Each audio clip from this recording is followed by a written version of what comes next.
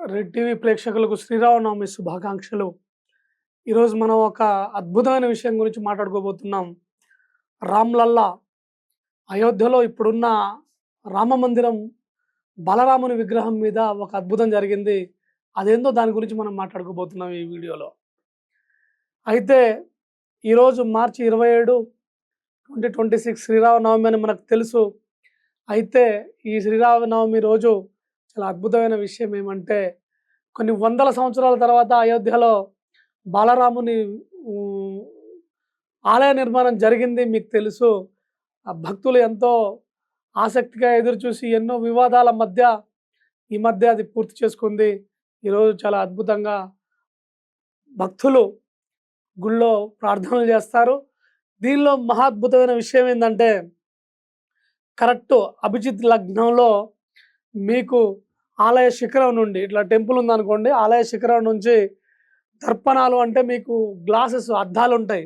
ఆ అద్దాల నుండి రిఫ్లెక్ట్ అయ్యి సూర్యకాంతి కరెక్ట్‌గా ట్రావెల్ అవుతూ అంటే ప్రయాణిస్తూ చక్కగా బాలరాముని విగ్రహం నుదుటి మీద సూర్యతిలకం దిద్దే అద్భుతమైన ఘట్టం ఈరోజు ఆవిష్కరమైంది. ఈ ఆవిష్కృతాన్ని ప్రధానమంత్రి మోదీ గారితో సహా అయోధ్యలో ఉన్న చాలామంది భక్తులు, ఉత్తరప్రదేశ్‌లో ఉన్న భక్తులు, దేశంలో ఉన్న భక్తులు చాలా అద్భుతమైన ఘట్టంగా అభివర్ణిస్తూ, పులకిస్తూ రామ మందిరంలో రామ పూజలు చేస్తూ వాళ్ళ భక్తి చాటుకుంటున్నారని మనం చెప్పుకోవచ్చు. ఈ సూర్యతిలకం చాలా ఎఫెక్టివ్‌గా ట్రావెల్ అవుతుంది.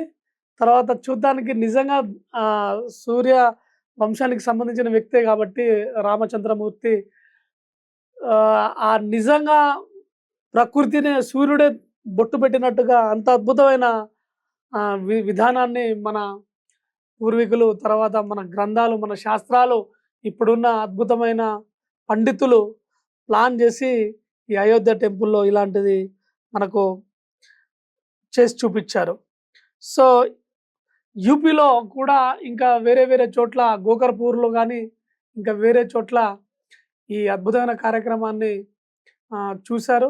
ఒక సైడు ఆదిత్యనాథ్ గారు వెళ్ళి రామ పూజలు చేస్తూ రామునికి భక్తులుగా ఉన్నారు. మన తెలంగాణలో కూడా భద్రాచలంలో ఈరోజు ఎంతో అట్టహాసంగా, అద్భుతంగా శ్రీరామనవమి జరిగిందని చెప్పొచ్చు. అసలు శ్రీరామనవమిని ఎందుకు చేసుకుంటారు?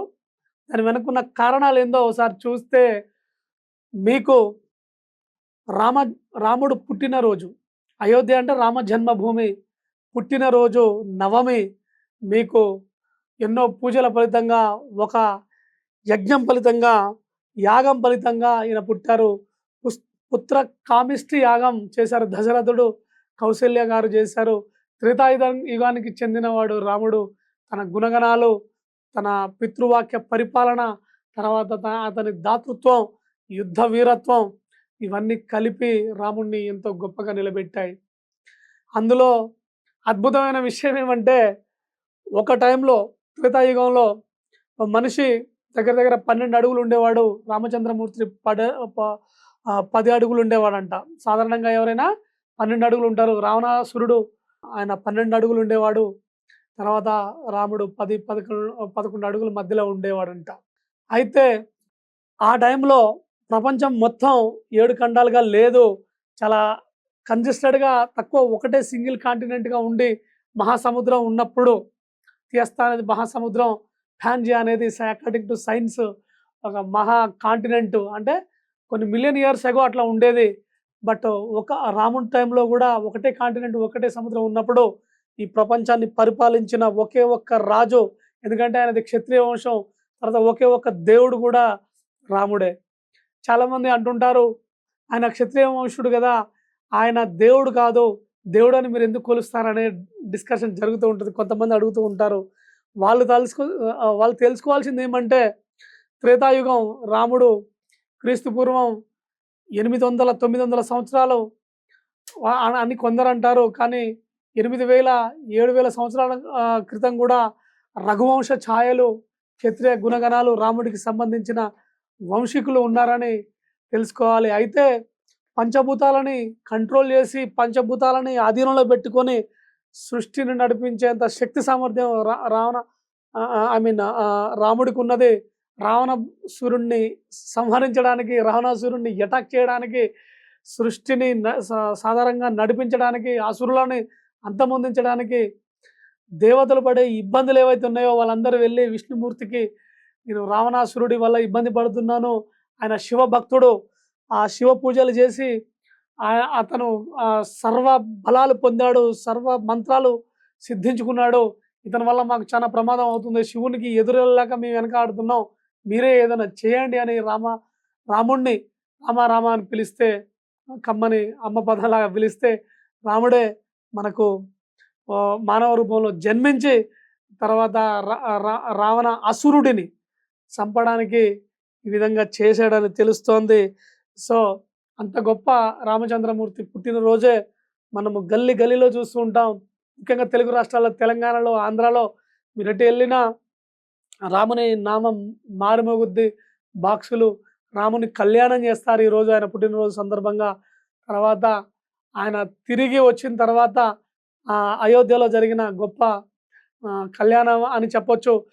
ఇందులో వివాదం ఏమంటే, ఫస్ట్ రామ జన్మభూమి అయోధ్యలో రామ టెంపుల్ ఉండేది, దాన్ని కొందరు కింగ్స్, యాంటీ రిలీజియన్ కింగ్స్ వచ్చి దాన్ని డిస్ట్రాయిడ్ చేసి వాళ్ళకి సంబంధించిన మసీద్ కట్టుకున్నారు.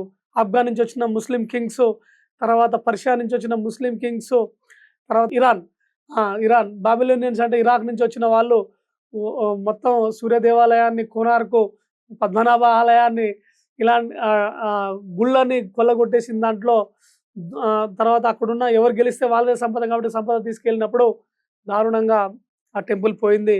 అది తిరిగి తీసుకురావడం, అన్ని మతాల సహనం, ఈవెన్ బాబ్రీ అయోధ్య పక్క పక్కన ఉన్నప్పుడు కూడా ముస్లిం సోదరులు సహకరించి మీరు కొంత టెంపుల్ కట్టుకోండి, మేము మసీద్ కట్టుకుంటామని చెప్పి, ఇది ముస్లిం వక్ఫ్ బోర్డుకు సంబంధించిన ల్యాండ్ అని డిస్కస్ చేసి మాట్లాడుకొని పెద్ద మనుషులు ఒప్పందం చేసుకొని ముస్లిం మత పెద్దలు, మౌలానాలు అంగీకరించి వాళ్ళు మనకు ఇబ్బంది పడకుండా సామరస్యంగా నిర్మించుకుందే అయోధ్య టెంపుల్.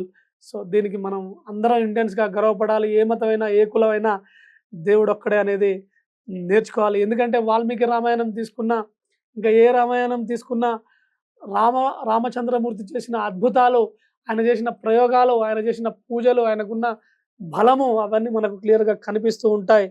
సో ఈ విధంగా మనము అయోధ్య బాలరాముని నుదిటిపై సూర్య తిలకం అనేది ఈరోజు జరిగింది. అది ప్రకృతి సమేతంగా దర్పణాల ఆలయ శిఖరం నుంచి వచ్చింది. ఈ ఆలోచనలు చేసిన ఆధునిక ఇంజనీర్లకు, అంటే టెక్నాలజీని పెట్టుకున్న ఇంజనీర్లకు ప్రాచీన సాంప్రదాయాన్ని మిళితం చేసి అద్భుతమైన విషయాన్ని ఆవిష్కరించినందుకు అందరికీ ధన్యవాదాలు. జై శ్రీరామ్.